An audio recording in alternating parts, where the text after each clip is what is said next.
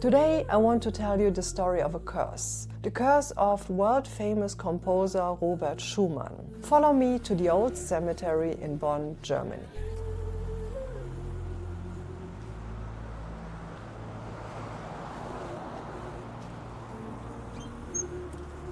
Alright, we are at the old cemetery in Bonn, the former capital of Germany. And if you know anything about Bonn, you probably know that it is the city, the birthplace of Beethoven, where he was born and grew up. But that is not the reason why we're here, because Beethoven is not buried here, but two other very special people are Clara and Robert Schumann. And okay. When I started to think about the story, I wanted to talk about two things. The old cemetery in Bonn and the last 2 years of Robert Schumann. Let me start with the old cemetery. This cemetery is just magnificent. Look at those trees. This cemetery used to be the cemetery for the regular folks. If you look at these graves here, you see this is no longer the case. So it started out as a cemetery beyond the city walls for the poor and regular people. But as cities grow and properties have changed their values, so did this cemetery, and it became the cemetery of the more important people. Not only Clara and Robert Schumann are buried here. There's quite a list of important people that found their last place of rest here. Is that something you say in English? Letzte Ruhestätte in German. Anyway, I digress. Let's find the grave of Clara and Robert Schumann, and I will come to the subject, the theme of this video, which is madness. When Robert was a young lad of 21 years old, he had an affair. And from this point on, I will tread very lightly. Almost everything I now say, you might add an allegedly. It might be true, and I will explain why I give you this disclaimer later. So, it is likely that this affair was the housemaid of the Wieck household. Who are the Wiecks, you might ask? Good question. Herr Wieck, or Mr. Wieck, was the piano teacher of young Robert. And Mr. Wieck was also the father of Clara, who was 8 years younger than Robert. But at this time, Clara and Robert were not interested in each other. Robert was interested in his affair. From this affair, he allegedly got syphilis. This brings us to the second part of the curse. Syphilis.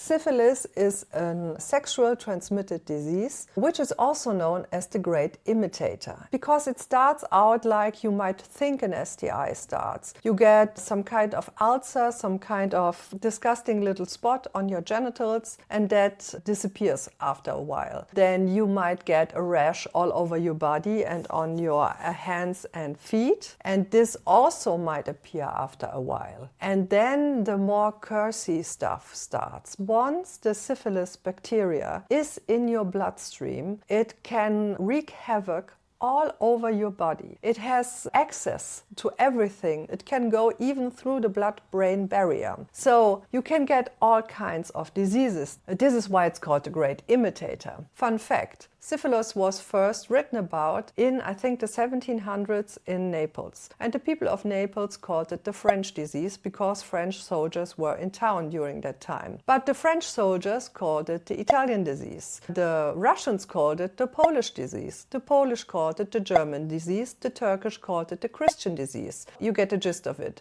Whoever is your biggest problem at that time, you take that name, insert it, plus disease, and you got your expression for syphilis. But why is it called syphilis in the first place? Some think it's because of this legend. The legend of syphilis is the legend of a shepherd called Syphilus from Greek mythology. And this Syphilus did something to enrage the sun god Apollo. Apollo was so angry that he gave him a contagious disease. What was syphilis to do? In some stories there were nymphs who were helping him with a cure. In other stories it was the goddess Juno. And in one famous poem it is said that Mercury was the cure to this disease. And that is what doctors in reality did. They gave their patients mercury to put on their skin. This was of course a killer cure. Now the patients did not only have syphilis, they also had mercury poisoning. But that is besides the point. But we're not done with what syphilis can do. The cursey part is that the last stage can come years, and I mean decades, after you first contracted it. The part that Robert Schumann allegedly had was neurosyphilis. This is the last stage of the disease, when the bacterium literally destroys your brain. You get all kinds of hallucinations, you can lose your eyesight, there is loss of hearing, you can have acoustic hallucinations, your sense of taste can deteriorate. It is really a horrible disease in the end. But it can come up to 46 years after you once contracted it. It lives with you the whole time. Syphilis is cured with penicillin, but in the times of Robert Schumann there was no such cure. When Clara was 16 and Robert was about 24, the two of them fell in love. His old affair was over, and the good thing for Clara is the second part of syphilis, where you get all the rashes and where you are highly contagious, was over by then, because he was already in the last stage of syphilis, if he had syphilis, allegedly. Anyway, Clara is 16, Robert is 24. The two of them fall in love. And you might think, oh, this is a bit cringy, falling in love with a 16-year-old. But the two of them were for real. They wanted to get married pretty soon. But Clara's dad was, no way, Jose, no way are you marrying my daughter. Not only because Clara was so young, but also because Clara was his star pupil. Wieck was not only the piano teacher of his own daughter, who he knew was an exceptional talent. She was already booked internationally to give concerts. There is no question about how talented and professional Clara was, even at a young age. And Mr. Wieck was not only her piano teacher, he was also her manager. And he was pretty possessive. Why do I say that? I say that because there is a diary of Clara Wieck. Back then she was still called Clara Wieck. But this diary wasn't written by Clara, it was written by her father in the voice of Clara. And he wrote stuff down like, I was so bad at piano lessons today, father was so mad at me, I really should try harder. That is the stuff he wrote down. Anyway, Herr Wieck was against this marriage. But like I said, the two of them were for real, so they waited it out. Clara's dad tried everything to keep them both apart. He forbid them from seeing each other. He forbid them from writing to each other. He sent Clara on tour. But the two of them really loved each other. So after 2 years, they sued Clara's dad for the permission to get married. In the end, he lost, and the two of them got married and moved in together. There's a lot of stuff you can say about Clara and Robert Schumann and about their marriage, but it is clear that the two of them loved each other very much. They had, I think, about 8 children. And a quick addition from Romy and I. This is Romy, my dog. I don't know if you can see her. When they got married, Robert gifted his wife a diary. And you might think, uh-oh, after the diary stuff with her dad, this doesn't sound so good. But this diary was for the both of them. It was a marriage diary. And the two of them wrote down what happened that day, but they also communicated via this diary. So there's a pretty clear paper trail of the two of them about their marriage. And this couple was a power couple of its day. Think of them like Rihanna and Rocky, or Beyonce and Jay-Z. This is the level of fame we're talking here. During all this time, it was very clear that Robert was a genius, that he had a creative mind that was second to none. He was not only a great composer, he was also a great writer and a poet. I'm not a clinician, I'm not a psychiatrist, so I will try to not put one label at him. I think the only thing that is sure is that he had a life that had a lot of highs and lows. And one of these lows was when he lived in Düsseldorf with his family and he tried to drown himself in the River Rhine. During that time he heard voices, he had hallucinations, and he wanted to be institutionalized. And now we enter the last part of the curse. So Robert was institutionalized. What is clear is his physical and mental condition deteriorated during this time. In the end, he died after 2 years in the mental institution in Bonn-Endenich because of poor health and Lungenentzündung. And the discussion of what exactly his problem was started almost immediately and went on for years. And I mean really long years. Even now, after more than 150 years after Robert Schumann died, people are still discussing what was going on. When I researched this, I found a debate between intellectuals that is like a tabloid debate on social media. So the discussion is something like this.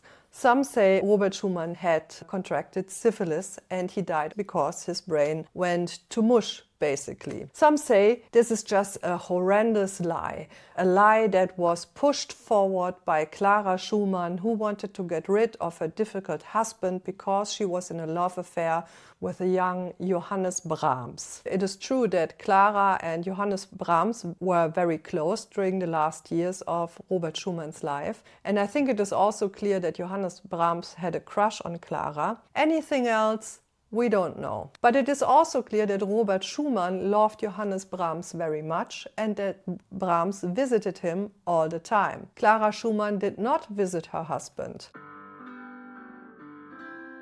And this is one of the additional reasons why some people say Clara Schumann didn't like her husband. There's one article by a German doctor that I read that said the 16-year-old Clara made advances toward Robert Schumann to get rid of her dad, and that she basically used him all her life. On the other side, there are people that said, no, he was a very unhealthy man and he had schizophrenia, or he was depressed, or he had some other kind of illness. Some people say he wasn't mentally ill at all. It is said that this diagnosis of syphilis was slander to minimize the importance of Robert Schumann. Some say it was syphilis was a romanticized diagnosis because there was a time when it was said that if you contracted syphilis, it was likely that you get a couple of years of a lot of creativity and genius, and then you die, like contract with the devil. This is not the case. Syphilis doesn't make you creative, so don't even think about this. After Robert Schumann died, they dissected his body. They looked inside his head, and his brain showed clear sign of deterioration. Still, the discussion went on. Some say after the abduction, after they dissected the body and looked inside his head, his skull was missing, so maybe he was buried without his skull. Later documents were found that were the notes of the doctors of the whole 2 years. So everything is documented in very particular detail.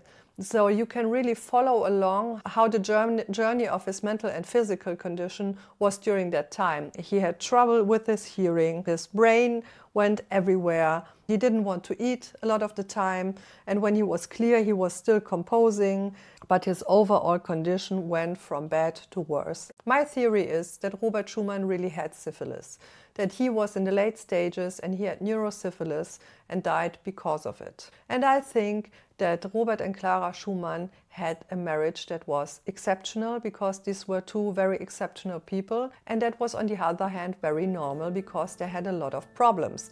And it is even possible that the two of them sometimes were really dicks to each other, were really assholes. Like I think almost any relationship has these times when you are long enough together.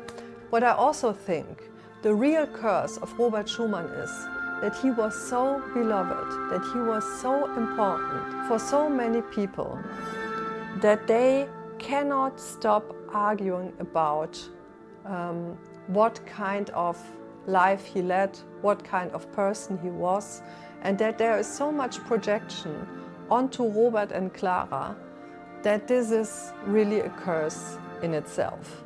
In the end, all of us have the possibility to visit the grave of Robert and Clara Schumann and to listen to their music, and maybe just to let them rest in peace. And with this bombshell, I thank you so much for watching, and I see you next time with an uncanny story you can travel to.